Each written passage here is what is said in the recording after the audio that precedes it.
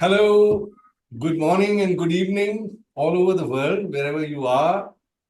This is Sanjay Talwar, and we are doing a podcast today under Jewels of Sahaja Yoga sessions that we are holding with our different brothers and sisters who have been associated long back, years back, in the presence of Her Holiness Shri Mataji Nirmala Devi. I am fortunate to have with us our guest today is Nicholas Granby. That's the way I know you, Nicholas. And That's we right. call you Nick, I think, as a short name. That's always I knew when I met you. And Nick stays in the UK. Am I right, Nick? I've gone back to the UK. I You spent come back. 30 years in Italy. Italy, that's where. So I was always connecting Nick from Italy because that's where I met him. And I have some fantastic memories of our meetings and being together in the presence of Shri Mataji. But here are some reflections that we are going to experience today so that you people can have an idea of what the old yogis felt in those times in the presence of Her Holiness. So I will leave Nick to give his introduction and how he met Shri Mataji, how he first came to Sahaja Yoga, how Sahaja Yoga impacted him, and as much as he'd like to share. And once he is done with it, then I will make some specific questions and points Well, for it'd be him. helpful if you ask me questions, Sanjay. Otherwise, I might lose track of where I am.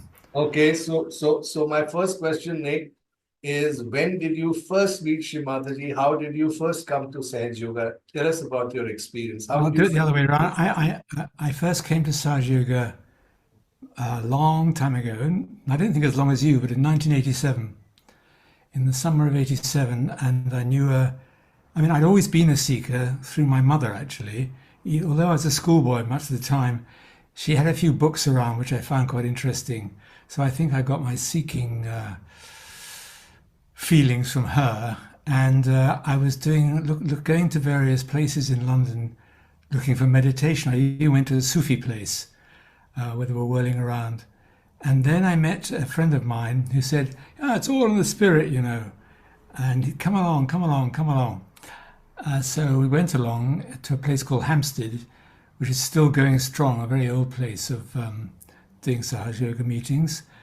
And I wandered in, not knowing what on earth I was coming into, because he never said what it exactly was. And so there were all these people there, and sitting there, and they had a little machine, and out of this little machine came a very small voice. Now, forgive me, but this is what I felt at the time. There's a small voice of a lady speaking I could just about hear. I think we've gone on a few steps since then. And I thought, well, okay, so I listened to this. But then three Sahaja Yogis came and stood behind me and raised my Kundalini and started working on me. And that was the moment because I suddenly felt an incredible emotional surge. And I felt and kind of saw light, bright white light, coming right up my body, and found myself above my head, looking down on the top of my head where I saw two holes. So I must have been in the center one, I presume, or something like that. But I felt the most incredible, I don't know how to describe it now, so many years ago, but I never forget it. But the feelings, I think, were very emotional. I was really, it was a kind of love I felt and release and everything else. And I felt this white light just coming out and out and out, filling the room, filling the whole place, filling everything. And it actually scared me. I felt, how do I stop this? What's happening? Everything is white light coming out. I thought, what's going to happen? Because I've never seen anything like it before, and it just kept on coming. So I can't remember what happened, how we stopped it, or I stopped it. And I think that experience. Now I don't know about everybody else and those listeners or yourself, Sanjay, but there are moments in Sahaja Yoga, I think, which we are tested. Other Sahaja Yogis drive us crazy, or something happens that makes you think, why is this happening, or whatever. And I think that actual physical, emotional, spiritual experience put me on the road that no matter what happened, I never forget it, and that was reality to me. And I had great respect because I met a lot of yogis who said they didn't feel anything, but they were there at the meetings, they were there meditating, following Shri Mataji, and I have great respect for those because it seemed as though they hadn't had anything but maybe some slight feelings or whatever. So I was very grateful for this real baptism, and that I held on to through all the times when I felt like saying, "Oh, really? You know, what's happening here?" So yeah, that got me started, and that was in the summer, and then someone said to me, "Why don't you go to India?" I said, "What? Go to India?" And I said, "Yeah, there's a tour." So they tried to get this is another funny moment. So they rang out India, and the plane was absolutely booked. No, sorry, we have no places. And all the other flights from other places were booked. It was Christmas, right, in the West. So I thought, okay. I put my name on the waiting list and forgot about it, really. And suddenly in December, near a week or before Christmas, I got this phone call saying, Air India put on another plane, so we got room for you. I said, what? Put on another plane? I mean, I've heard of getting, yeah, I heard of, I remember I said to the two yogis who kind of looked after me, who monitored me when I started, and this lovely lady, this English yogini, just kept on saying, just leave it to mother. I said, what's she talking about? Leave it to mother, leave it to mother. Which I didn't. Well, I did, obviously, but I had no idea what she meant. And so I said, well, you mean to put on another plane? I'd never heard of that before. It's obviously not that uncommon, but it really made me back on my heels, sit back. And so there was another plane, and I went off for half the India tour. I don't know if I met Shri Mataji there, but I certainly saw her. And I remember I can't remember if it was, I went on a few tours in the 80s. I think I've been in them 9 times altogether, but so they all blur into one. I just remember that at one concert, there was a yogi from Europe who locked up in his cross-legged, and they carried him out cross-legged, sitting cross-legged. And I later heard that he'd run away, and the police had found him kind of half naked somewhere else. But at that evening, they were so strong, and I really felt the Kundalini coming up my back like a dancing snake. I suppose that's the only way I can describe it. I'm just going to have a sip of my tea, excuse me, but it is chilly here. Please go ahead. So I was really quite amazed when this started happening, and I felt this. And of course, on the India tour, you kind of have a puja every 2 days, and it's quite an overwhelming sensation. Plus, you never get any sleep. Plus, you're traveling around in these bumpy town buses, which I think the Indians always seem to avoid. It was always full of Westerners. And then Shri Mataji said, "Oh, I asked the leaders, do you want to stay on these buses?" And I said, "No, we don't." And they said, "Oh, yes, we love these buses." I thought, "Oh, God, what?" Because I could see there are other buses around which were nice and quite more comfortable. However, these are all little tests given to us. So what I remember now, sorry, just coming to my mind, I think one of the most extraordinary things was as there's a long flight from Italy to From Italy to India. It was about 15 hours, and I remember as the plane came down, because looking out the window, and the wheels touched the earth, I felt my Kundalini shoot up, which again surprised me. I wasn't ready for that, because after the flight, you're tired, and so I think this is the thing, the vibrations in India, which may or may not be so extraordinary for you people who live there, but very different from Western Europe. And so I immediately kind of awoke to, whoa, this is something else. You know, it's literally as the wheels touched, bing, came up. You could feel the I mean, it's much more chaos, obviously, in India. Everything's chaotic to my mind, to my vision as a European. But the vibrations generally were so much more lighter, and you can meditate easier. And it was warmer, so everything was relaxing. We could sit around in your kurta pajamas, and so that then I remember something else now. If you want to hear it more, Yes, please. we had to go to a puja in I can't remember where now, but it was an Agnya puja, or was it? I think so. Christmas. Well, it was Christmas. It wasn't. There's no Agnya puja. Sorry, it was. I can't remember what it was, but anyway. So I was very new in Sahaja Yoga, really, right? So it was just a few months. And when Shri Mataji came onto the stage, I found I couldn't look at her. Don't ask me why now. I couldn't. And so she sat down and started talking. And I felt this incredible pain in my right heart, which I think I'd known about then being the father. So I had problems, not real problems, but just the very frequently met father-son. He was quite strict, and there'd been quite a bit of trouble with him. So, but I felt this pain like a spear had been shoved into my heart.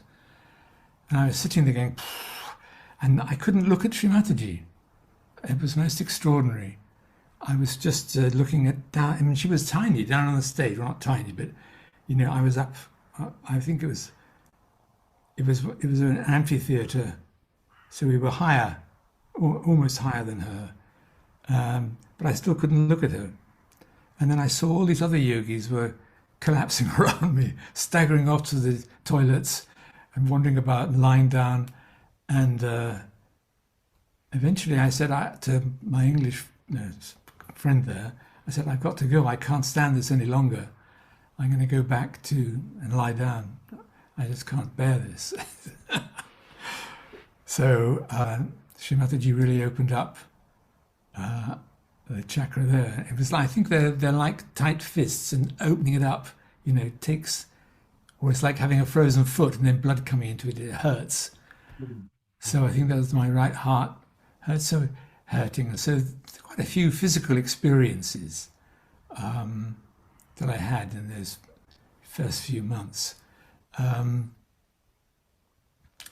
can't remember anything particular about that. This is the first time in India. And later I found that puja, someone said, was the second most powerful puja she'd ever done. I don't know what the first was. It might have been earlier, but it was like a machine gun, a spiritual machine gun, going through yogis, because I said they were collapsing, sitting down, lying back, rushing to the toilets, going, they were falling over like skittles. And I was one of them. So I thought that was, looking back on it. Was this in Pune? I can't remember. It could have been, but it could have been. I know one puja where it was 87 or 88, and it was like a stadium type of sitting arrangements where we were all on steps. Yeah. And Shri Mataji was a little ahead, but it is like you could see a stage, and then you're all up, above, That's right. right on the sides. I can remember this puja. I was there. A great It was miracle 87. happened. I was 87 then. Yes, and that is a great miracle happened in that puja Huh? for me. Let me tell you a bit about that. Shri Mataji asked me to come and perform a song in the puja. So this was a norm that had started since 1986. Oh. And 87 was a very developing part for me, being a musician, a writer, composer. So I had mentioned to her that I had written a song on self-realization. And when at the time of the puja, she just called me from the stage, and I remember she was doing this, and I felt she's telling me.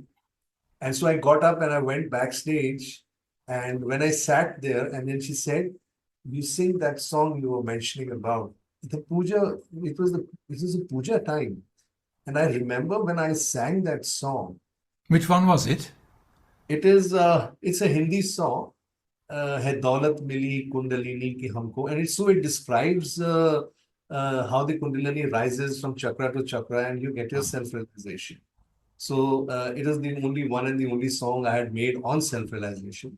And when I sang that song, the miracle was, Nick, that the pandal was there. You see, there was this big roof which was covered with the cloth.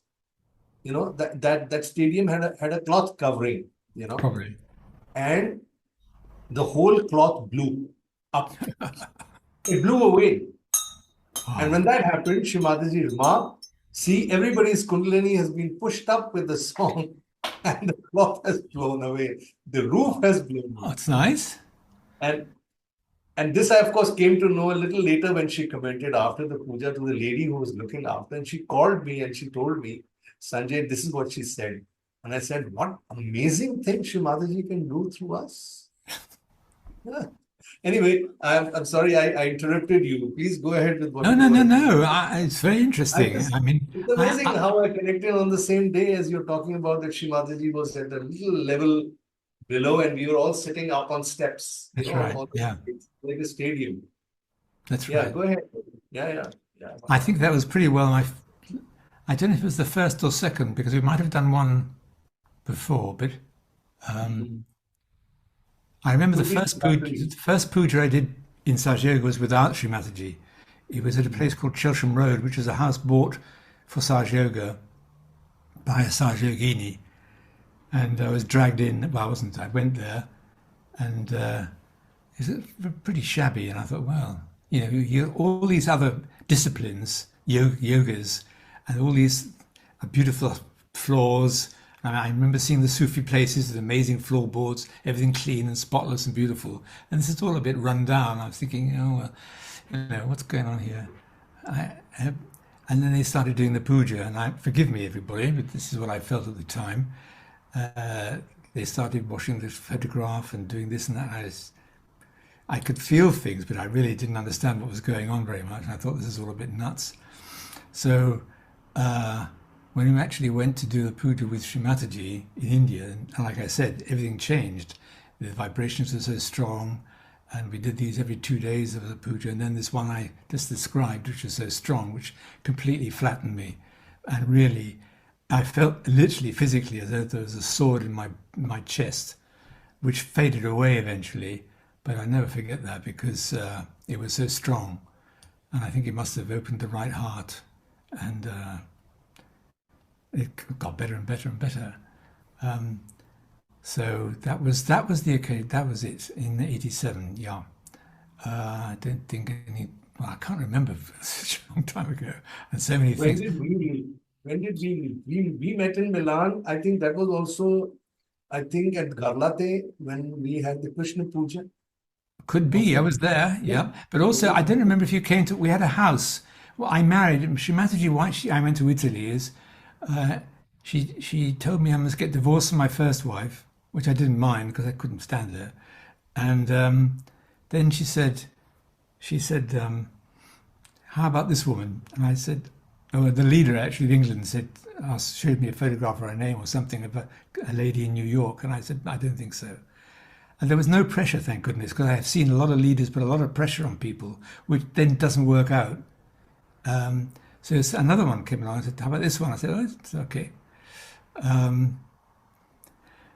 So I went over to India to get married, and her father bought this house, which again, I wasn't it's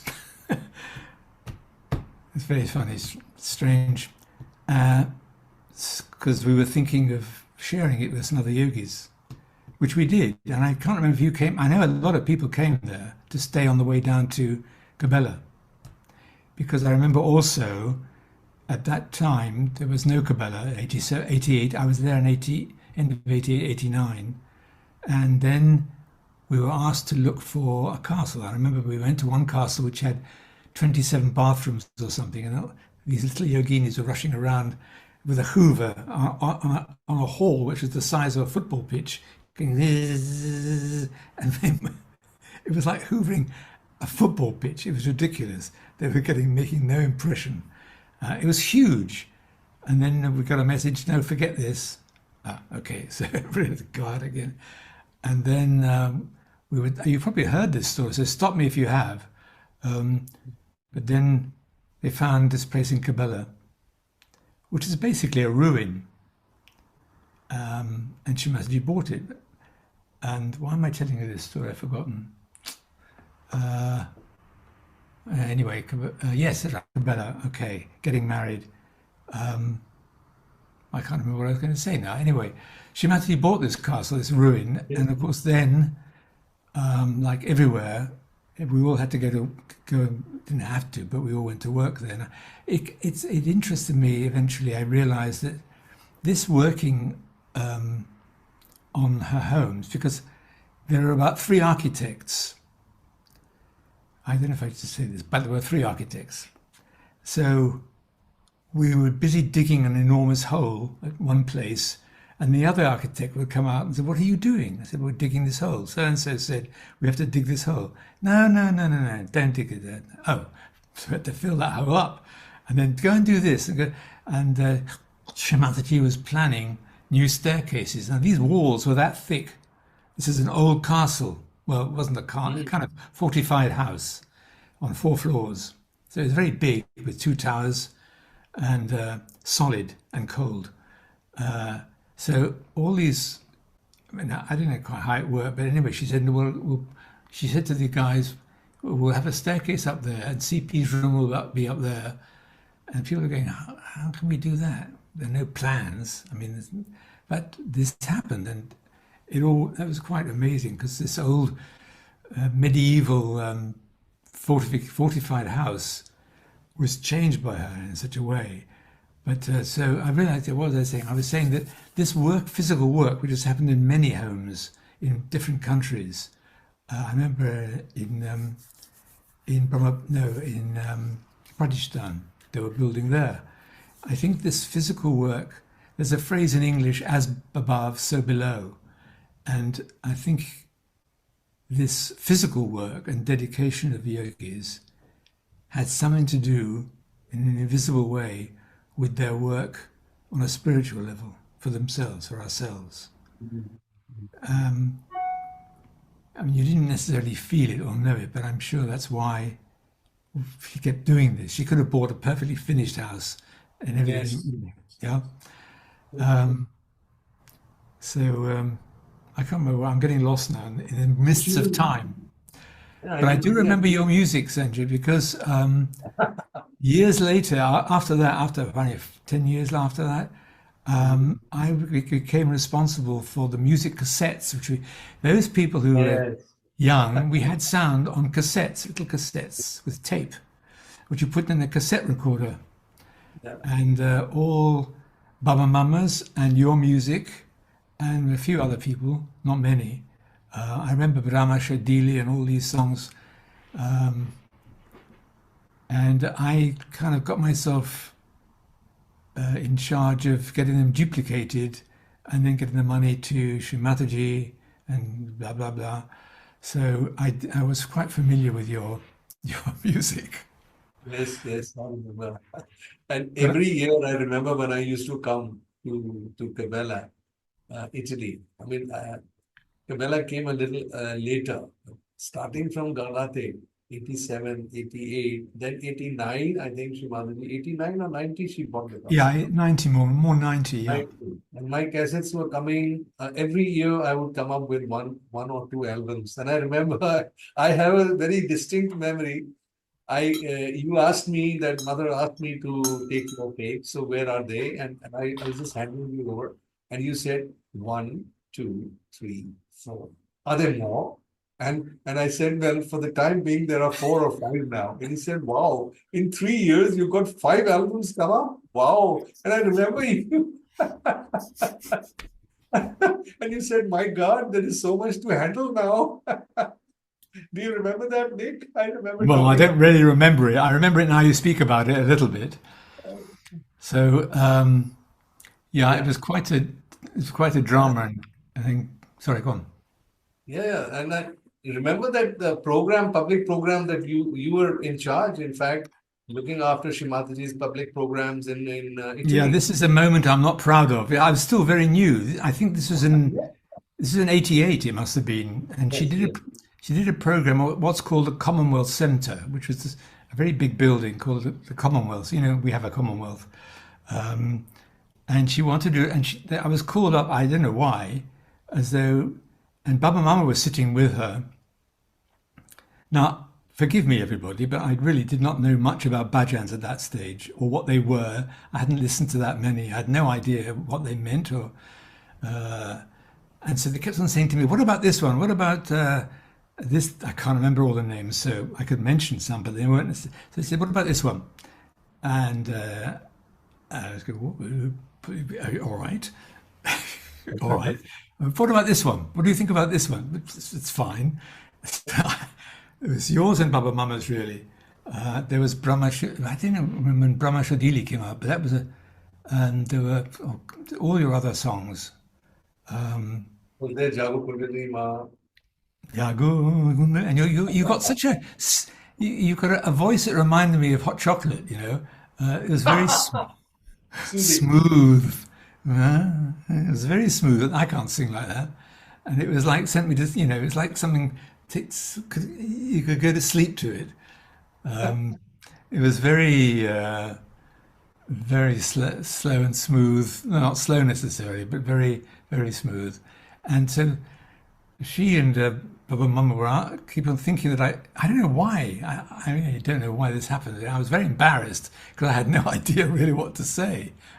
I mean, they really chose what they kept on, agreeing each other. And then I would just nod my head, think, yes, good idea. Yes, that's lovely. Because they all were. I couldn't think one was better than the other. So I remember that now you mention it, Sanjay. Not a great moment in my life. Um, The and most then, wonderful, yeah, wonderful memories of those times. Recollecting my time there also when you were there. Shri Mataji was giving us this experience about things we were absolutely not aware of. There's some kind of an awareness she was getting us into. I remember when I was composing and singing those songs for all of you, she once told me that you bring the foreigners to the balance because they are too right-sided. So your music it soothes them down. It's sort of well, there you are. I'm a perfect example of a right-sided maniac now I being remember. soothed by your syrupy voice, your hot chocolate pouring all over me. I wonder. That's cool. I didn't know Shri Mataji said that, but what can you say? It's absolutely right. She told. Absolutely right. But tell me something about any exclusive moments of joy or learning that you probably felt when you were with her, because I'm sure you spoke to her, you were with her, and is there anything that you'd like to share about how what was your experience, what did you Yes. learn? Yeah, So go ahead. I had two because, as you know, I made a film of Shri Mataji in Uh-huh. '89 called The Great Mother, which is still, I think it's in India now, but that's another story. We'll do that in a second. But I remember I was with an older, a longer yogi in London. Must have been at the beginning of my time there. And we went to her flat just behind Buckingham Palace. And she was sitting in the room, and he had to go and tell her something. And I was kind of like a little new boy, uh, just finding myself kneeling in front of her. And she said, "Massage my feet, please." Now, I count myself a blessing that I'm one of the, well, there are quite a few now who massaged her feet because I think the vibrations built up in her and she needed the massaging her feet. So I was quite amazed. I never heard of massaging the feet like that. But anyway, this other fellow took hold of one foot and I took hold of the other foot and we started massaging. I started massaging and she was sitting there. I was so long ago, but I remember her saying, "You see, he just sits there and I have to do all the work." Now, all right, Sanjay, who do you think she was referring to? No, seriously. Who do you think she? Obviously, Hmm? must be you. She was referring to God. Ah, He just sits there. I have to do all the work. The Adi oh, Shakti. that way, that way. Oh, Yeah, but she was wow. talking about it like we were having coffee and just discussing the weather. You know, it just came out. She was just sitting on the while we were going. She was just nonchalantly sitting there, just talking like this, which kind of made you want to stop and think, what? But I do remember, not that I felt many feet before, but I got the feeling that these just weren't feet. It felt like I don't know that the Earth is made of plates, tectonic plates, or whatever it's called, of the Earth that move and cause earthquakes and things. So the Earth is round, but there are plates, and I felt that I was touching primordial plates.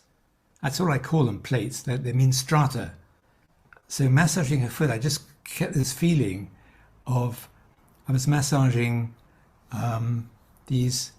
Well, you have to look it up. Tectonic plates, I think, is the word, meaning strata of the Earth. Yes. See, I can So remember you that feeling of they weren't just feet. You know, know, it was something deeper and bigger that you yes, were pushing around in there, which was quite an experience because I was very new in Sahaja Yoga still. you're very And fortunate. These are tremendous experiences. I can feel tremendous vibrations right now. really, Amazing, it's flowing like anything. tell You're me, probably talking of the strata of our levels of consciousness. yes, I mean, I your one's time at the beginning of Sahaja Yoga, which is a golden, really, you don't realize it, but you're much more. I was much more sensitive, I suppose, to things because things were opening up, or I was receiving more, and as you get more cleared, or it gets less in some ways. That's what I put it down to.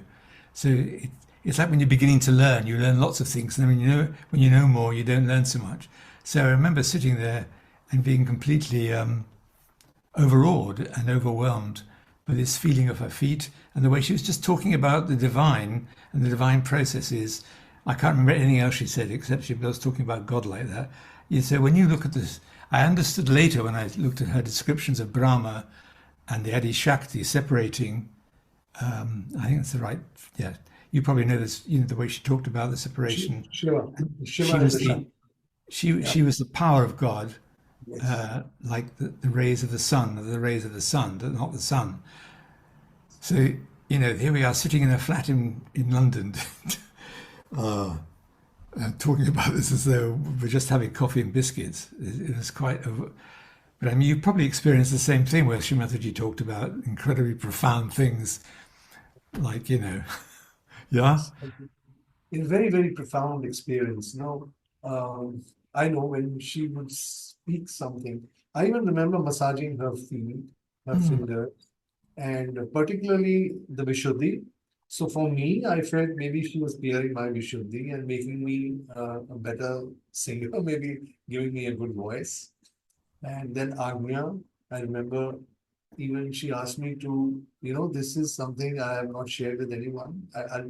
I remember once she went to lie down and sleep in her room, and I was told that mother is resting, and I was waiting outside. And then somebody called me into the room and said, Shimadri wants you inside. And when I came in, she was lying down and on the bed. And then she asked me to lie down on the floor and the same side as her head. And she asked me to put my Agnya finger on her forehead, on her that red bindi that she used to put. The Agnya, the red vermilion, what do you call it? On the forehead. And I remember putting my hand out, lying down that side and putting it.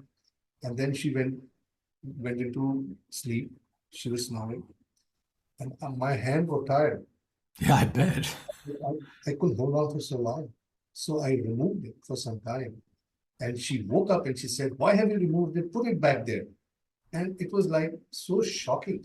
But I tell you one thing, At that moment, Nick, I could not understand what was going on.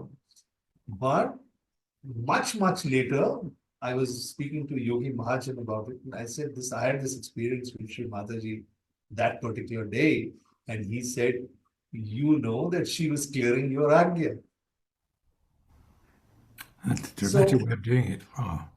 so actually, when she's making us work on her feet, or she's actually, those are her chakras where she's asking us to work on, or she's putting us directly in touch with her chakra, and she's working on us. That's true, but also I think at the end of pujas and things, if we haven't, Yeah. she said this, if we haven't absorbed enough, she needed massage to get the vibrations out. Vibrations out. Yes, yes, that she said.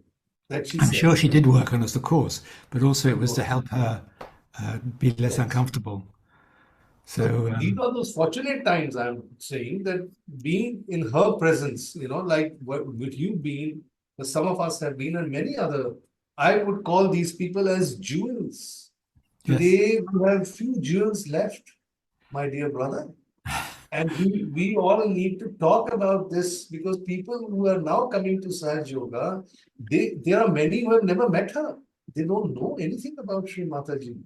They have been only told what is Sahaja Yoga, how it is to do. And many people have become very mechanical. I remember that's a when mistake. Mataji would come. Yeah. You can tell me when she would speak, it was like you would feel that it's your grandmother or your mother just sitting in a drawing room talking to you. You could not realize that you are actually sitting in front of the Adi Shakti, and she makes it so easy, you know, because she's the Mahamaya. I mean, I don't know how to express it, my dear brother. I mean, sure, you must have had so many instances of your personal interaction with your Mataji. Well, because I didn't see her so often, remember? Okay. But I do remember, and I can say this to any new people or other people who come see this, that being in her presence, I mean, in her presence, not just in the pendle or wherever, stops you thinking. You suddenly realize you're not thinking. This is the magic thing about not thinking. You start thinking, you're not thinking. You realize, so your brain starts again. You're realizing you're not thinking. And you think, how does this? I mean, because the one thing I was surprised at how small Shri Mataji was. You only see her on videos before I met her, or on the stage, and it's quite difficult to get a size thing. So she wasn't a big, dominating kind of figure. She was a very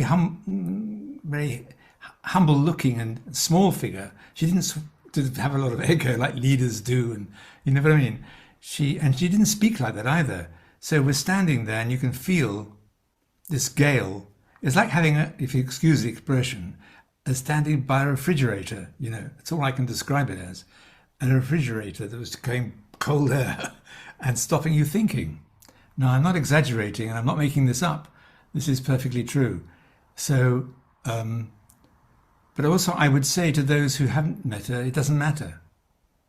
It doesn't matter. She left a legacy enough, strong enough with the yogis. And she kept on saying, and she has kept saying to the yogis, you've got all my powers. She gave a long lecture once about healing. She said, why do you ask me to do it? You can do it. You can change the weather. You can help people. You can do it. So she has, believe it or not, as you wish, she has basically given us, I can't say all her powers because that would be silly, but the ones that we as humans can use and that we emanate, and therefore her physical presence not being here, yes, we were fortunate. Yes, it helped a great deal in our own belief systems.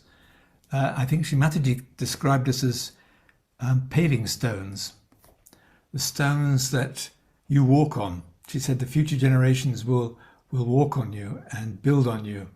So we're the kind of foundations, paving stones for the future. And will be forgotten eventually, so it doesn't matter. So I'm very impressed when I see so many people going to Cabella still, in the fact that Shri Mataji is not with us physically anymore. People travel and go a long way still, and are still devoted.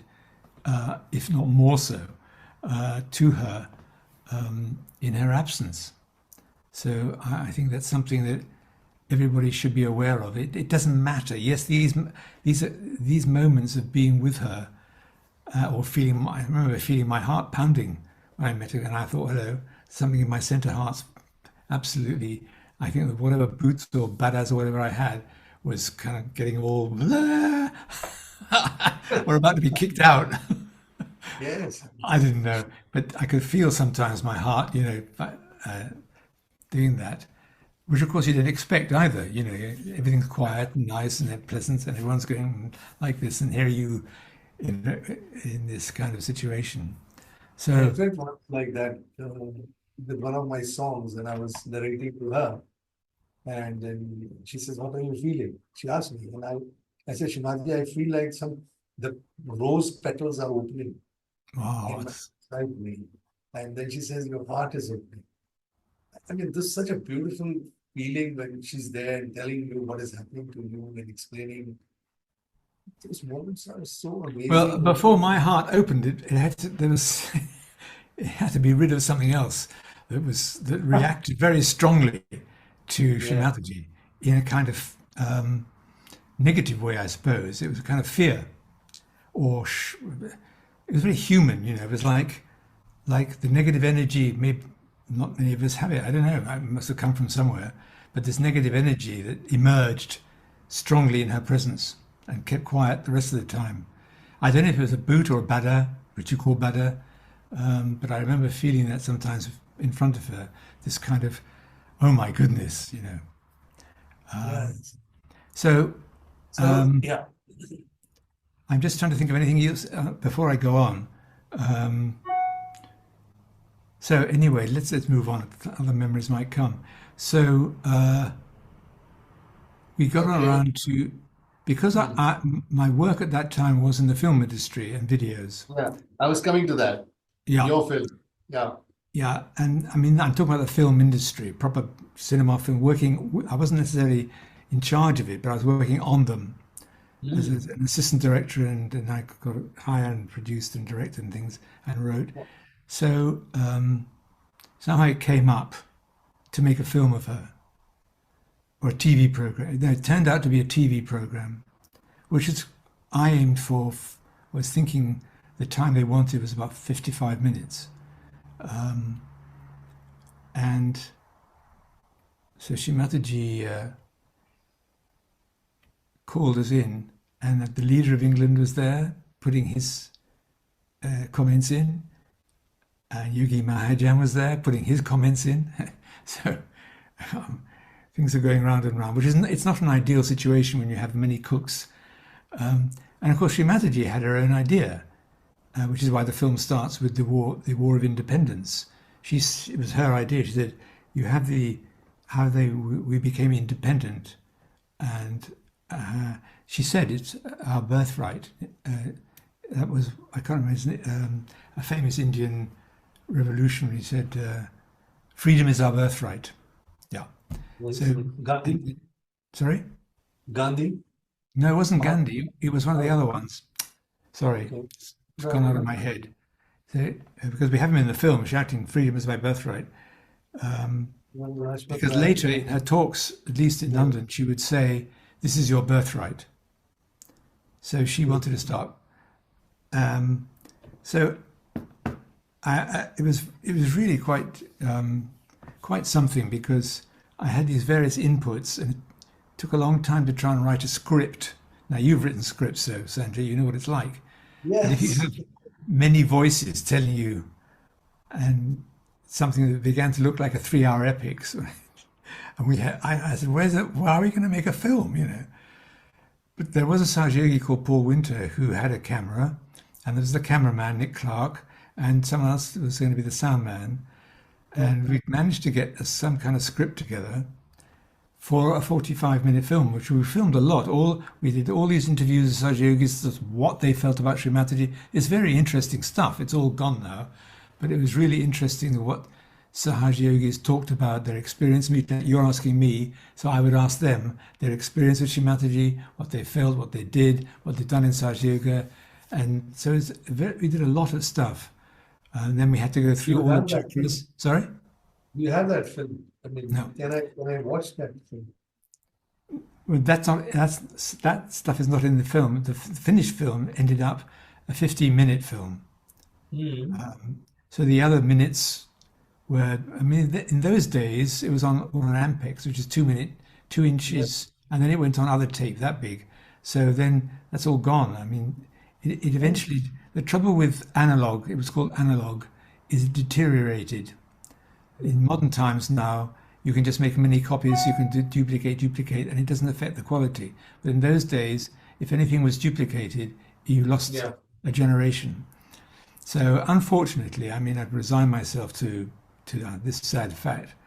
A lot of stuff went because Shri Mataji wanted to show all the chakras, the qualities of all the chakras, by showing a mother and daughter for the left heart and a father and son with the right heart, and being a witness as a photographer watching things, all kinds of ideas. So we did all this stuff, but really that's not the point. It's called The Great Mother, and it's somewhere around. What was, I think, one of the most difficult things. Now, Sanjay, if someone says to you, who is the teacher of all teachers? Do you remember that kind of phrase? Yes. The teacher of all teachers, the director of all directors, the guru of all gurus. So Shri Mataji would sit there and say, what do you want to do? Well, what do you want to do now? Filming, when we started filming. We filmed in London and in India, on the India tour. And I stayed behind. They got me into the Gandhi Institute and the Indian, I think it was the Film Institute. But she would say, well, what do you want to do? Now, when Shri Mataji says, what do you want to do? It's a kind of like a trap opens up in front of you. The ego goes from one side, oh, I want to do this. And the other side is a warning. You know, are you sure you want to say that? So I would kind of have to negotiate my way into saying, well, we could have you walking down the path, or we could in some way trying to, stop myself telling or asking Shri Mataji directly to do things in case she wanted something different. So it was like walking on a tightrope, for me anyway. I think she was oblivious to my pandemonic, because we filmed her in a car driving around. We filmed her at the United Nations reception to people, and we filmed her in CP's office. And then in India, in India I remember at Brahmapuri, I can't remember whether it was my idea. I know I had an idea of I wanted to have her feet walking. And so she suddenly shut off and we walked down to the river at Brahmapuri. And of course, what's there? 400 Western yogis swimming around quite happily, and who comes down the path. Oh, you've never seen such 400 people move so fast in their lives. So there's this, everyone gets terribly excited, of course. And she said, I know what I'll do. This is very improvised. I'll go and sit on a rock and comb my hair as I've just been swimming. Okay. So we had to get a shot of her, well, several actually. And of course, there were Sahaja Yogis all over the place. So we had to say, could you all go behind, please, or go behind that rock or that tree, or get out of sight, because we couldn't film her sitting alone by the river with yogis around. That wasn't the scene. So there'd be pandemonium for a while 400 yogis tried to hide behind rocks and run across the river. And then we'd change the camera angle to get another shot. And so they'd all have to move again. But I remember the photograph, it's still in use to this day. There's a photo of Shri Mataji looking up at the sky, which is yellow. Yes. The clouds are yellow. I don't know what happened that day, but something was going on. Something was going on, because that sky I've never seen again. It was like the colour of your kurta that you've got. The clouds had all that colour. She looked up. So it was very difficult shouting at yogis, asking them to do this and that and the other. And then, you've directed the film. when you direct someone, you have to say, do this and do that, and a bit further. Well, it was incredibly difficult to do that with Shri Mataji. You can imagine. Imagine her as your Good. actress. Yes, yes, yes. Imagine her as your actress, and you want to say, can you go a bit further left or right or up or down? So you don't. I mean, I didn't. We just moved everything else except her. So You that were so was, fortunate.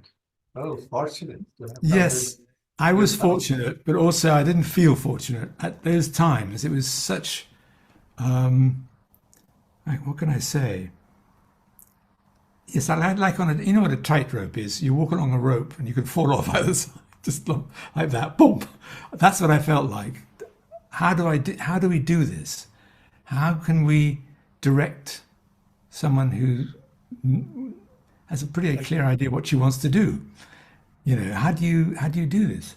Well, we managed by her grace, I think. But I just remember that scene down by the river with all these people rushing about, getting out of shot and getting out of picture.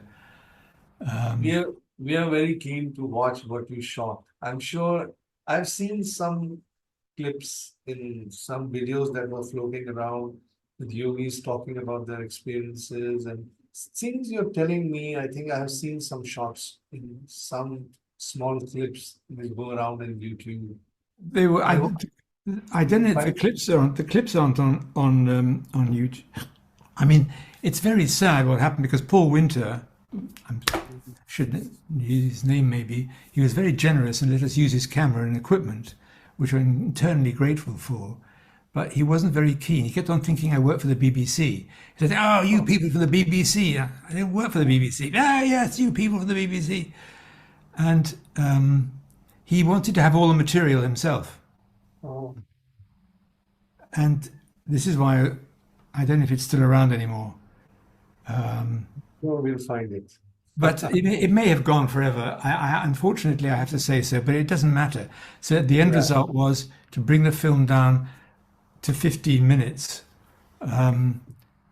Now, do you know what a rough cut is, Sanjay? Yes, yes, of course. I made two films. Right. I'm just testing because I don't know. The terminology is very Western. So Yes, for the rough cut is when you just make an it's assembly. an unedited one. It's Yeah, like well, you just put it every together without, yeah, you it put has it to be. together, no music, Yeah. nothing. I made the mistake of, I don't know if I should say this, of showing a rough cut of finally what we thought might work for 20 minutes. Because this is the idea to show it on national television in Russia. And I thought this would be very good for new people. It showed everything, who Shri Mataji was, what Sahaja Yoga was, what giving realization was. And there were some yogis. I'll just leave it vague. I won't say any names. There were some yogis who saw the rough cut, and they couldn't understand why it wasn't the finished product. The trouble is, and you'll appreciate this, is people are so used to watching finished films and television. Everything's put together. When you have a rough cut and assembly, it's not. There are the things to edit and fine cut and put the spaces together, and there's music. And so they all started to, "Oh, you must do this, you have to do this." And yes, I know. They weren't used to the idea or had never seen before or couldn't understand why it wasn't the finished product they were watching. So it got very difficult. Those were the times, and you belong to those golden times, my friend. There's And I, golden times, but I have to say, I got really quite annoyed at the Sahaja Yogis who were not helping me by all making different suggestions of what should be done and why this wasn't done and why isn't the music here? And you go, "Oh God, it's not the time for the music yet. That'll come later. I have to get it finished yes, first." tell me. Yes, and then you seen my films? Have you seen any of my films, Yes. Lakshmi and Mahalakshmi? Well, you haven't seen the new one. I've got them both in English. They're both in, one is in YouTube, Lakshmi. You Yeah, should I seen it though. see There's it. the So that one is with the two sisters. The two sisters is yes, Guha yes, Lakshmi. yes, two sisters, yes. Very And nice. that is finished totally. But Shri Mataji wanted that film to be made. So herself telling me you have to make films to spread Sahaja Yoga. Way back in 2002. Of course, you started it as early as early 90s, I think. That is, you're talking of the 1990, 1989, 90. I remember something going on. Vague idea of something happening with your film. But now that you talk about it, I'm very inquisitive to have that with me. I hope we can find Paul Winter and get hold of it. But I mean, in a way, it was. I mean, you know, it's hard work making a movie. Yes, yes. Actually, making it, it doesn't just fall to pieces. Oh God. So Yeah. one of the scenes was in Ganapatipuli, um, to show all the yogis. It was, I know, it was the visuals to go over the land of Bharat. Oh God, I've forgotten that poem by. Procession. The procession. Yes, no, Yes. no, it was the Is Indian. It was the Indians. It was yes. Tagore's. Yes, yes, because this was, he talks about the procession of that he foresaw about Shri Mataji in Ganpati Pule. Okay, Actually, and it talks about them yeah, from different nations or something like that. Anyway, yes. I got myself into very unpopular because Ganapatipuli is very hot, and everybody, all the men put on their suits and ties and jackets, and all the ladies were in their saris, and there were 6 buses, all full of hot, sweating yogis. And I mean, luckily I managed to do it. But you have to say, right, let's have the buses had to drive up because we had to show them arriving. We had to show them getting off, and then they all walk along. And of course, this doesn't happen in 2 seconds, which people think because it takes 2 seconds on the screen, they think takes 2 seconds in real life. But you know, the buses have got to be maneuvered around. They've got to put in the right order. The bus drivers have to be told where to stop, where to start. So these 400 hot, sweating Westerners were just sitting in these buses going off and on and off and on and doing it again. So that was and music. You know what? Nick, Mother gave us the example of the Westerners bearing the brunt of not bothering about what they go through physically because they're only after the spiritual upliftment. And she gave a lot of examples to us Indians because we are very comfort loving.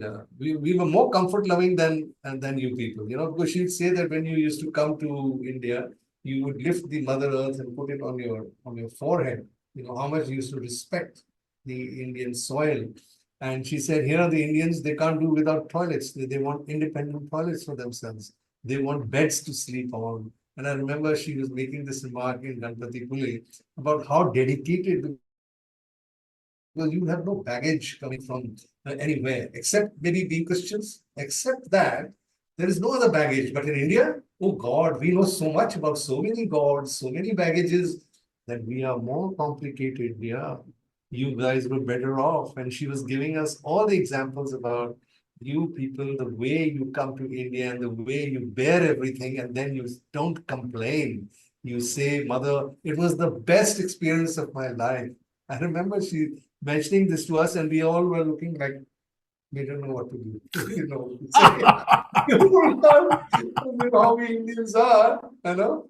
It's amazing. It's such a great learning, you know. I So, must admit, yeah, yeah, yeah. I Nick, don't if know. you want to continue, you're welcome. But we have crossed an hour and a half Oh, today's discussion. As you said, it will be very short, you know, because we go into a timeless zone. This is it. What Mother used to say, yeah. uh, that time actually just doesn't matter when you're talking about spirituality, about Shri Mataji, about awakening. We can just tend to go on and on. And I'm just loving this time that I'm spending with you. But what I'll say is I'll reserve something for our next. Maybe we can do another episode maybe after some time, and Whatever you you can like. discuss some more memories, make some notes, and we will share with others. And we'll carry on. What would you say? Do you want to say the finishing words before we end today? Please, the Well, last. thank you, Sanjay. Well, thank you very much for this very pleasant interlude. Uh, I just do hope that, as I said earlier, that those who are recently had their realization and come into Sahaja Yoga should be of good spirits, even though Shri Mataji isn't with us. There are also lots of Sahaja Yogis who are around with Shri Mataji who have gone out of Sahaja Yoga. And there were those who misbehaved or went too right-sided. She said she was centrifugal, which means you fly away, and centripetal, which means you're drawn in. And those who got close to her, if you like, I can have the analogy of being close to a fire. So those who got close to her and got into ego because they would know more than us, or leaders, there were very big tests in being close to Shri Mataji. And quite a few people, there were leaders who had stopped being a leader or thrown out, or other people who misbehaved. So it wasn't all golden shining bells and dancing in the streets. The people had to be very careful, and they weren't always. It was very tempting to be close to Shri Mataji and feel that you're more special than the others. And she kept on saying this, just because you're sitting at the back doesn't mean anything. You know, my vibrations will get to you, and my attention can still be on you. So I think everybody who comes into Sahaja Yoga at a later stage, like now, it's really all about you being open to your spirituality, and forget about the fact that Shri Mataji isn't physically here, because her vibrations are around, and you've got people like Sanjay sitting there radiating this and making films now, which is really great, because that was on my mind a lot, of how to use film for Sahaja Yoga. In fact, just to go on a bit, sorry Sanjay, it's only an hour anyway, it's not too bad. But I remember that, talking of films, as I said to you, when I first saw these videos of Shri Mataji, I just saw a picture like that of a lady talking. And when I made The Great Mother, I realized what you never saw was the audience, because Sahaja Yogis didn't think that was interesting. But I thought, I'm going to show, you need to see that Shri Mataji isn't talking to an empty room or to a couple of kids and a donkey. So I was actually broke a few barriers to actually show the audience and to show people watching her, which is there's a stadium packed with people, all putting their hands in the air or just sitting in meditation. So that was, I thought, a very important thing, because no one had done it before. They didn't think it was important, but I do think it was important. And I was quite concerned that you had no idea who Shri Mataji was talking to or where. You just saw the stage. Yes, it's important. It's very important. Yeah, I thought it was. Now, why am I saying this? I've forgotten again. I think it was. I'll say one thing, Nick. You are the man I should have met before I made my first friend. But it doesn't matter. The third one can be with us together in it. I hope it will be soon. Well, you did a good job, and you had some good. Because one of the things I have seen with Sahaja Yogis, especially when having to do advertisements or something, or films, or adverts, or little sketches, there's a great hesitation to do anything too different or that might be termed as negative. So in a film, let's say, you could have a negative person. Well, we shouldn't do that because it's this. And reality kind of goes a bit out the window, in order to show everything's so spiritually lovely, and yogis, So I think it's people who are like you did and overcame that, to show actually you've got to show negative sides in order to show the good sides. In order to show conquering negativity, you've got to show it. It's not a matter of giving it space or promoting it. It's just facing the facts of life. And baddies, as we call them, bad guys, have to meet their fate. And they only make good guys happen. Otherwise, there'd be no good. It's like good can't exist without evil, in a way, you know what I mean? So I'll be quiet now. So what I would say... I would now say that I'm talking to Nicholas, the great filmmaker, whom we have yet to experience. Yeah. And God bless you, give you a long life, and healthy, happy, prosperous, and vibratory. And I thank you with the bottom of my heart, from all of us at the Immaculate Ideal Women Foundation. This is a small little NGO through which we create films. And we are also doing this series of Jewels of Sahaja Yoga. So I thank my greatest jewel from the UK, Nicholas Granby, today. Well, thank you very much for being here. And I wish you and your filmmaking, you and your colleagues, the greatest luck and good fortune and blessings of Shri Mataji upon you, because you're doing very good work. You know, this is what is needed to use the media of today. Thank you, Nick. Thank you. Yeah. God bless you. Let's stay in touch, and Okay. we'll organize another one once we figure out what we're going to talk about. All right.